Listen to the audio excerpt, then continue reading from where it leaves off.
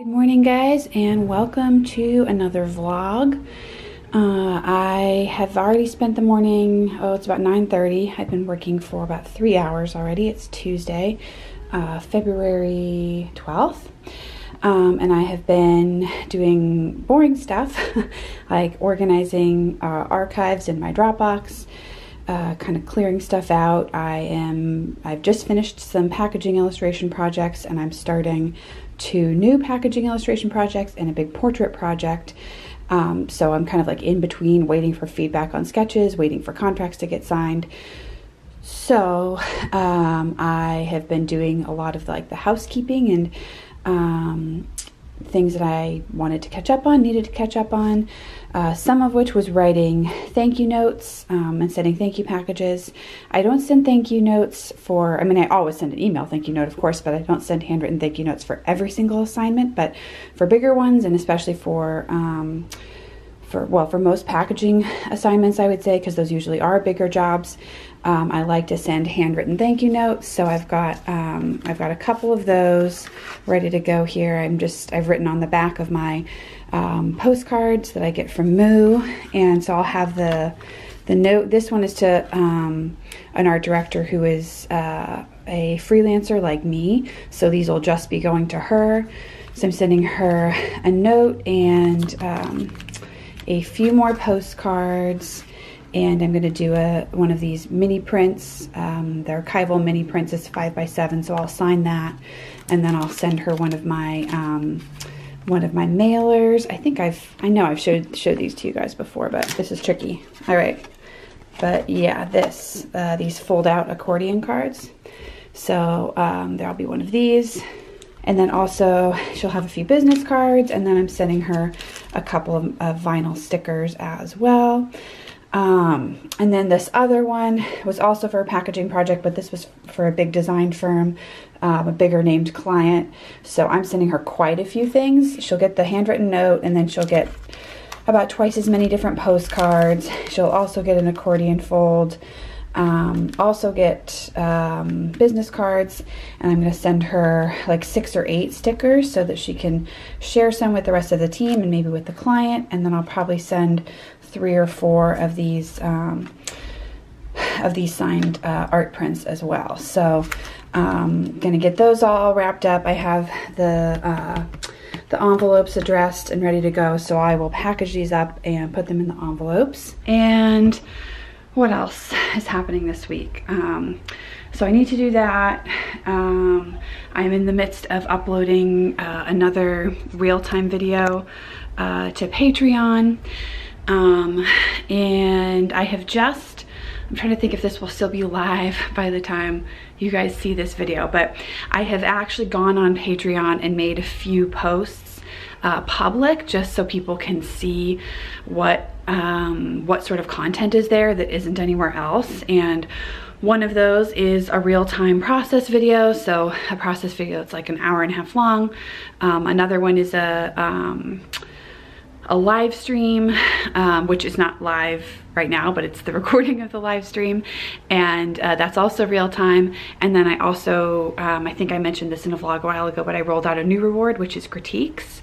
And so I've made that public, just one of those posts public as well, so that you can see how I critique one of the patrons' pieces of art. So yeah, I think that will still be up by the time you guys see this video. So check out the link to my Patreon page if you want to see that content, get a little sneak peek, a free preview.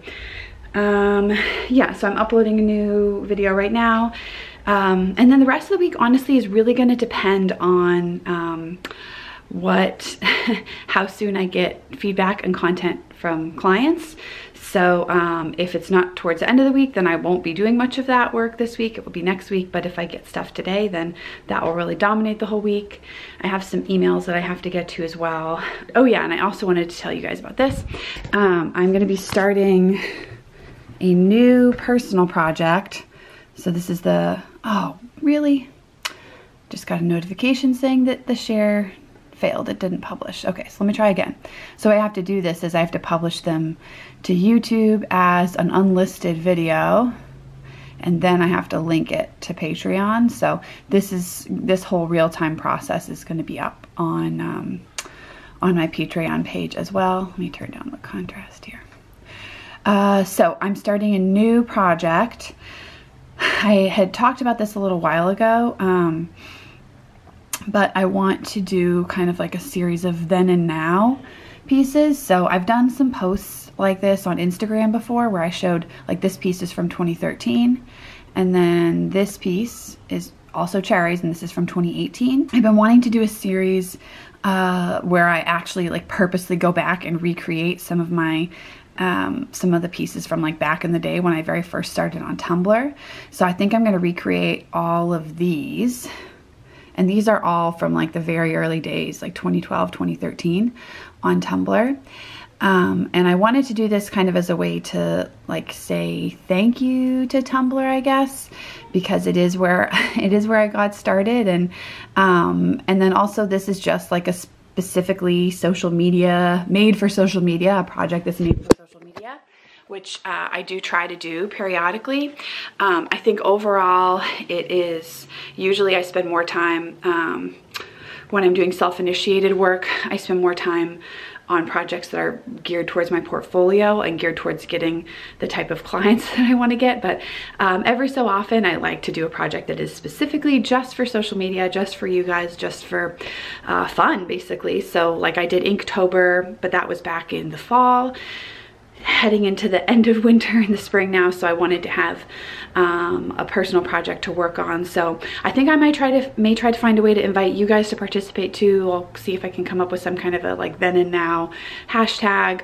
It's probably it's gonna be a much smaller series than Inktober. It'll probably be like somewhere between around half a dozen pieces probably. So I need to take some new reference photos for some of those so that I can create the new versions. Yeah, that'll just be, that may be coming out actually right around, the first post may be coming out right around the time that you guys see this video. We'll see.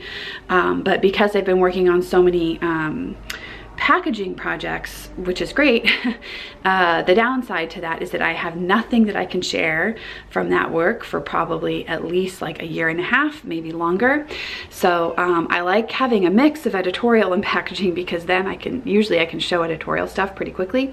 But yeah, everything I've been working on right now is going to be secret for quite a while. So that's another reason why I need to do some personal pieces, just so I have some work that I can put out there. So as you can already tell, this is going to be like another very chatty vlog, and it's still the first day, it's still the first filming, but I have a little bit more to say because I actually have a couple of announcements to share with you guys.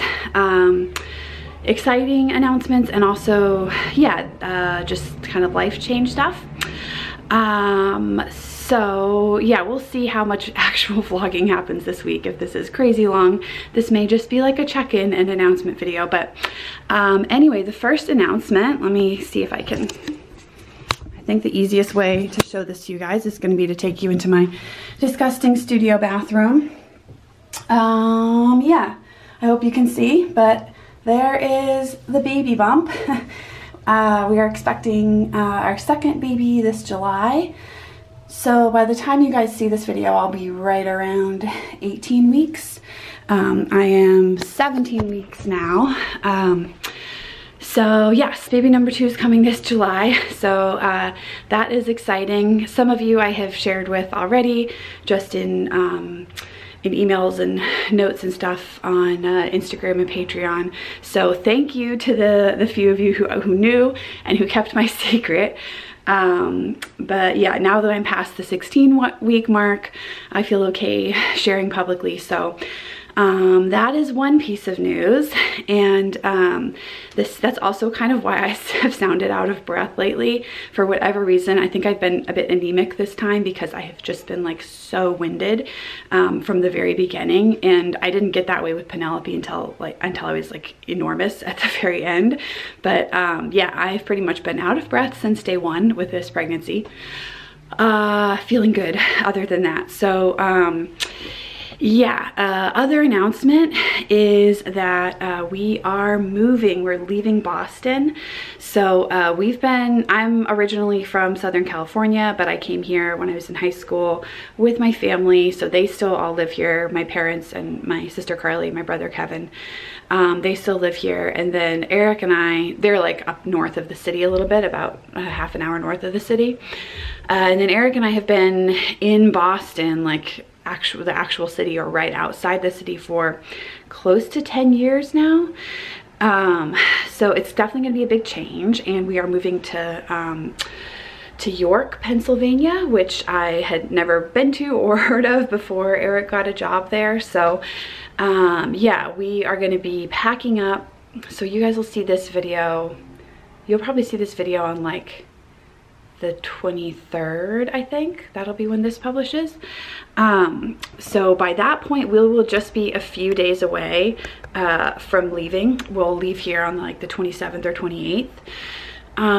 So yeah, over the next few weeks, I have to also do some packing in the studio. Thankfully, we're having movers come in, so we don't have to do too much, but I do want to like go through and get rid of stuff that I don't need and organize things. And then I probably am going to take some things with us in the car, because a couple of the projects that I signed on to have like very tight deadlines that will go across the moving period. So I'm going to bring like my scanner and I think a limited amount of supplies, like the supplies that I know that I'll have to use for those pieces, just in case there's like some kind of a disaster with the moving truck where, I don't know, like our stuff gets lost or falls in the ocean, or I don't even know what would go wrong. But just in case something goes wrong, I just want to take the stuff with us in the car so that I'm able to follow through on those client projects. So those are the two big announcements. Baby's coming in July, and we're leaving Boston at the end of the month. So if you are from like the York, Lancaster area, let me know, because I don't know anybody there at all. We have no friends there. So yeah, I am definitely a little bit anxious about that, just because of having lived here since I was in high school. You know, most of my friends are friends that I've had for years and years. So yes, that's coming up. And I think right now I'm gonna pack up those thank you packages, and then check and see how my real-time upload is going.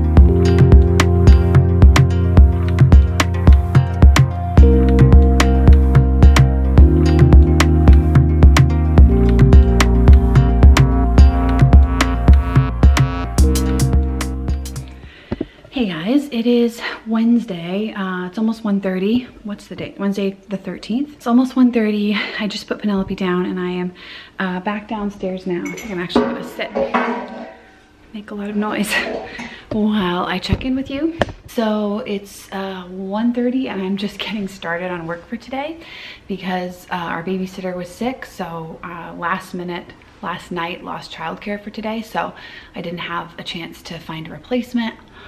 And that was actually kind of an appropriate segue, because there brings up something that I wanted to talk with you guys about this week anyway. And it's something I've been thinking about, partially just because of how crazy life has been in the past month. And you all have heard some of it. I've alluded to different things in some vlogs, but haven't gone into any specifics. And then over the weekend, I think, one of my patrons had written me a note just kind of describing some challenges that they were going through, and some pretty major challenges, and then asking about what my thoughts were and how I deal with setbacks. So today's little setback with losing childcare had me kind of thinking about that again, and I feel like, well, I'll just share some of what has happened over the last few weeks. So you know that I'm pregnant now, which is really awesome. But unlike with my first pregnancy where I had really minimal morning sickness, this time I had some like horrific, I don't know how to describe it besides horrific. I mean, it was just like all encompassing. I had been dealing with nausea, and then it just got to like this whole other level that I didn't even realize was possible with morning sickness. And it was just constant for like 5 days. And I ended up having to, you know, seek medical help and get on a prescription because it was just so bad. And so that was like, when was that? In January. That was like the second week of January. So about close to a month ago. And then I got through that, and then like right after that, like a couple of days after that, was when we found out that we were moving. And it had been a possibility for a while, but didn't know concretely, like for sure, that it was going to happen. And it's definitely going to be a good thing for Eric and a good thing for our family. But I just, speaking really honestly, I have a lot of anxiety about it. And right now, like, even though I know that there probably will be good things and all of that optimism, right now I'm mostly just sad. I'm just really, I've lived away from my extended family, and, you know, moved away from them when I was in high school. So I've experienced that before, but I've never lived far from my parents or my siblings. And then everybody, I think I said this yesterday, but all of my friends, pretty much all of my friends are friends that I've had at least for the last 10 years, some for longer. And I just don't really make friends very easily.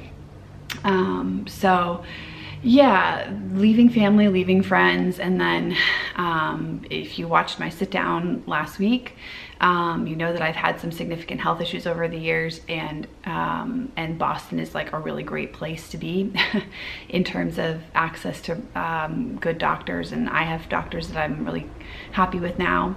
So yeah, I think a lot of people get excited about moves and transitions. I am not necessarily one of those people, and then I feel like this one especially is just really tough because of the timing, because of being pregnant. Yeah, so I was really sick. Then we found out we were moving, and I just was, I mean, I'm still dealing with the feelings about it now, but I was like really down for at least a week and a half, like crying almost every day. Yeah, and then like right after that, Penny got the flu. And it was the sickest she's ever been. Like, she's been such a healthy kid, and we're like really thankful. But she had her first like major illness and was really sick, really miserable. And then like a couple days after she started recovering, like the day after she started recovering, both Eric and I had colds. And then that day, this was like a Tuesday, I think it was like, well, like 2 weeks ago from yesterday now. Then, yeah, so we both had colds, and I had lost childcare that day as well. So I should do a whole video just about how I deal with that. But yeah, so I was like sitting pretty much right where I'm sitting now, working at the table. Penny was just watching Netflix all day because I had like a major deadline the next day, and I had no backup childcare. And Eric couldn't take off work, so there was really no other choice. And then that night, Eric was rushed to the hospital via ambulance for an emergency appendectomy. So he had like really bad appendicitis. I'm laughing, but it's not funny. Like, it was really serious, and he was in the hospital for a few days with IV antibiotics. So yeah, I am saying all of that to share. I feel like those all kind of fall into one category of setbacks, which is kind of like the just the setbacks that come from day-to-day life, and they can be emotional or they can be logistical. And And I feel like I've just been dealing with one right after another this whole last month. And so my patron's question really kind of hit home for me, because that's just the world that I had been living in. And then it made me think about too how there really are other types of setbacks as well, like in addition to those ones that just come about from day-to-day life. And those are more like, you know, if you have a bad experience with a client, or you really want a certain job, you do an estimate for a certain job and then it doesn't come through, or yeah, the more like, I guess, externally based, the ones that aren't necessarily from your life, just from day-to-day life, they're professionally related. And that got me to thinking that I feel like a few years ago, the professional setbacks were harder for me to deal with. And now when they come, and they still come, those ones are actually the easiest for me to deal with, because I pretty immediately put it behind me. And I have just gotten good at doing that over the years, because the reality is there are so many. And you know, it's just, initially it's a really small fraction of the jobs that you get, and gradually you do get more of them. But still, all the time there'll be cool things that come across my desk and I'm like, oh wow, that would be neat. And then for whatever reason, whether it's because they go with a different illustrator, or because the project doesn't happen, or because they lose the budget, or whatever, like it will not come to fruition. So that is a regular circumstance. And I've just gotten really good at whenever it happens, I think out of pure necessity, self-preservation, whenever it happens, I just immediately move on to the next thing. And I always have my hands in so many different pies. Sometimes they're client projects, but sometimes they're things that I'm, you know, just working on myself, self-initiated projects or videos or classes or whatever. So, and having that really helps, because it just immediately gives me something else to focus on. And so that is how I deal with those kinds of setbacks.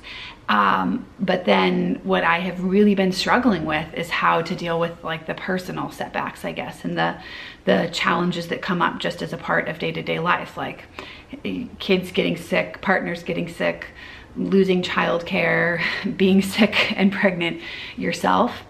And I think it was a real contrast to me to realize, like, oh, I feel like I've gotten really good at dealing with professional setbacks, but the setbacks that come just from like personal life or regular life or whatever you want to call it, those are a lot harder for me to deal with. And like, I felt so guilty that day that I was having Penny watch Netflix all day. Yeah, and so I guess I don't have, like, if my approach to dealing with this professional setbacks is just to very quickly move on to whatever the next thing is, and just let it go, let the expectations that you had for that possibility, let those go and move on to the next thing.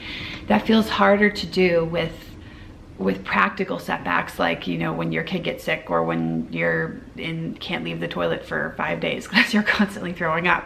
Like, yeah, so scraping for some kind of reasoning here, I feel like the approach that I have noticed that I've taken over the last month is just to try, which I guess it is similar to the approach that I have with professional setbacks, but it's to still try to keep moving. And like, say if I had, I don't know, 5 goals or 5 things I wanted to get done on that day when Penny was sick and I lost childcare, and Eric got appendicitis. Yeah, let's say if I had 5 things I was hoping to get done and planning on getting done, I scale that back and I prioritize, like, what is the most important thing? What's the thing with the fastest, the closest deadline, the thing that there will be like the worst consequence if I don't take care of this. So I guess I kind of like reprioritize and pare back the list, the expectations, the goals, whatever you want to call them. And I feel like the more setbacks I've been facing, or it just has felt kind of like a domino effect of like one thing after another. I have had to like dial it back and say, okay, well, I'm not maybe going to be able to get to as much as I wanted to. Like, I published my Skillshare class 2 weeks late. I probably am not going to have a Skillshare class in February. I was hoping I would, but I don't think I will. Probably will be March. And that's an example of how I'm paring back, because there isn't like a major negative consequence if I don't put that out. It's just a self-imposed goal and deadline, as opposed to client stuff. Like I had a couple of very close calls, like the Friday after Eric got appendicitis, because he was in the hospital till Thursday night, till Thursday afternoon. So that Friday after, I had a noon deadline to turn something in for a pretty big packaging project, and I was working until like 11:55 and I just like barely made it, and I was so stressed and so like my perspective was so close to what I was working on, like I couldn't even step back and say like, is it good or not? It was a very weird experience, because I used to feel like that all the time, every single project I turned in, but it's been a while since I felt like that. And because I was so stressed and I was so like in it, I was just, yeah, I couldn't even tell if it was good, and I was sending it in like 2 minutes before the deadline. So I guess more than saying like, this is my approach and this is how I deal with it, I'm just telling you guys what's the reality of what's been going on and how I have been dealing with it. I don't know if it's the best way to deal with it. I feel like, especially moving forward, you know, we'll have 2 kids. That's just going to increase the chaos factor exponentially. I think I'm just going to have to get better at recognizing like what are the expectations that I can reduce, you know, and like that day when Penny watched all the TV, you know, that was an expectation for me before. It was like, well, my kid's not going to watch any television. Yeah, so that was something I had to let go of too. Or the alternative would have been that I just didn't turn in the client work, and I would have probably lost that client. And yeah, so it's all about making those choices between like what you can let go of and what you can't. And for me, part of what makes that so important is the ability to just keep moving forward. And that does still kind of touch on like what I was talking about in the sit down video last week with just taking the baby steps and everything. Yeah, and that's just something that I know is really important for me. Like if I were to just come to a full stop and you try to immediately get back going from the full stop to my very high expectations, that could actually make me feel, oh, what's the word? There's a specific word for this. Like when you don't have momentum or anti-momentum. I can't think of the word, but that, yeah, that could make me feel that way. So, yeah, making sure to keep moving, to have the reduced expectations, and if I do come to a dead stop, to just be able to start back up again, even if it's little bit by little bit. So, yeah, that was very long-winded. I hope it was helpful. For somebody. It was helpful for me just to talk through it. So there's that, I suppose. So at this point, I am going to get some coffee, and I'm still waiting for feedback from one client, waiting for a go-ahead from another client. So I don't really have any client stuff that I can work on today, which is kind of nice because it just gives me some freedom to work on that self-initiated project I told you guys about, the Then and Now project. And before I dive into that, I did want to show you, you can see I've got a Blick box behind me. This just came today. I got a few new things just in time for moving. Kind of ridiculous to be getting more stuff before you move, but since our address is going to be in flux for a little while, I wanted to make sure I get what I need.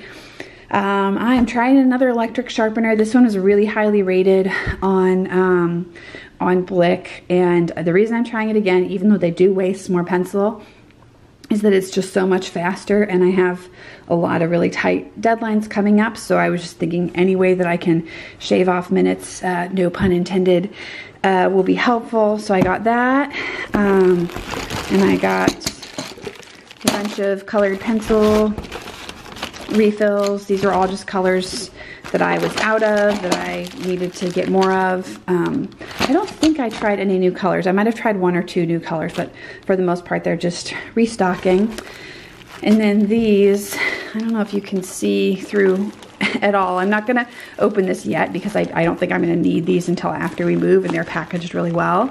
But these are the full-size versions of the Hydrus watercolors, and I've been using the this kind of starter kit for over a year now. So like even just these smaller bottles, they last for a long time. So But there's a few colors, the yellows, and I think actually both of the reds, the yellows and the reds, because I paint so much food, those have emptied out faster than the other ones. So that's what I replaced with the full-size bottle. So that is a Blick order. Oh, and then I also got some more of the Fabriano cold press watercolor paper that I use all the time. That's the kind of textured, heavier one. And then I'm trying out an Arches paper. I think it's a hot press paper. And I used to use Arches a lot when I was in school, but I haven't really done a ton with their stuff lately. I think I had one block, an Arches block a while ago. So we'll see. I'm curious. My last memory of it was that I didn't like it that much, but a number of people have been recommending it, so I wanted to go ahead and give it a try. All right, so I'm gonna grab my coffee and get painting.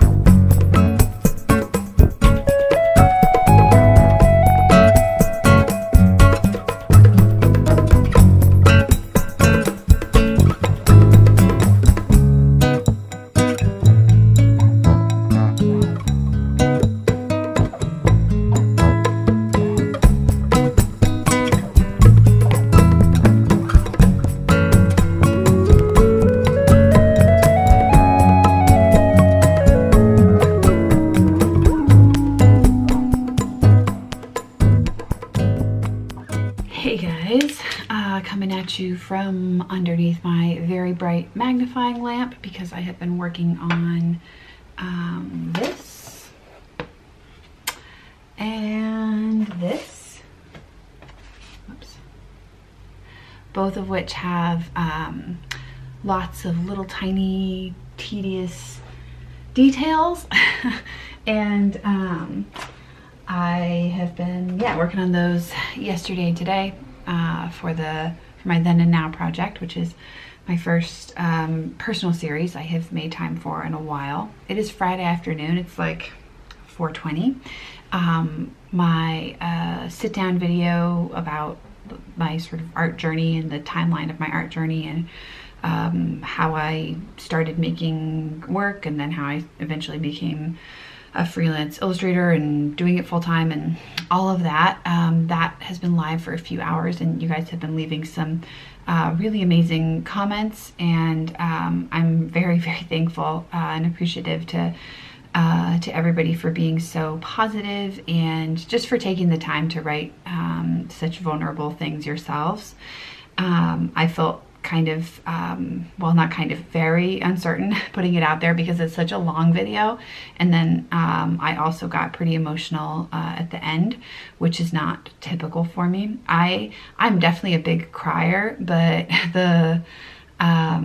yeah, for whatever reason, I'm not somebody who typically does it in a video. I'm usually pretty private with crying. And I guess I'm not as much of a crier as I used to be, but anyway, it's not like it's an uncommon event, an uncommon thing that never happens, but I don't think it's ever happened in a video before, so I definitely felt a little bit nervous to put it out there, but I wanted to just go with that initial take rather than redoing it.